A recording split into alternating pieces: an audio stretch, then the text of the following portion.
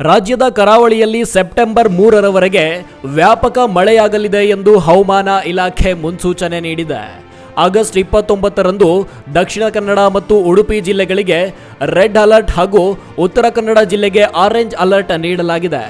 August 30 ಮತ್ತು August 31ರಂದು ಕರಾವಳಿಯ ಎಲ್ಲಾ ಜಿಲ್ಲೆಗಳಿಗೆ ಆರೆಂಜ್ ಹಾಗೂ ಸೆಪ್ಟೆಂಬರ್ 1ರಿಂದ 3ರವರೆಗೆ ಯೆಲ್ಲೋ ಅಲರ್ಟ್ ನೀಡಲಾಗಿದೆ.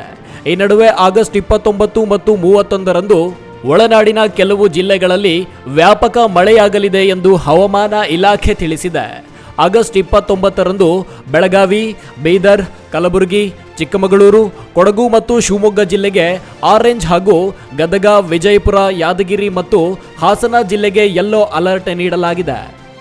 ಆಗಸ್ಟ್ 30ರಂದು ಬೆಳಗಾವಿ, ಧಾರವಾಡ, ಹಾವೇರಿ, ಚಿಕ್ಕಮಗಳೂರು, ಕೊಡಗು ಮತ್ತು ಶಿವಮೊಗ್ಗ ಜಿಲ್ಲೆಗಳಿಗೆ ಯೆಲ್ಲೋ ಅಲರ್ಟ್ ನೀಡಲಾಗಿದೆ. ಬಂಗಾಳಕೊಲ್ಲಿಯಲ್ಲಿ ವಾಯುಭಾರ ಕುಸಿತವು ಉಂಟಾದ್ದರಿಂದ ಒಡಿಶಾದಿಂದ ಮಧ್ಯಪ್ರದೇಶ,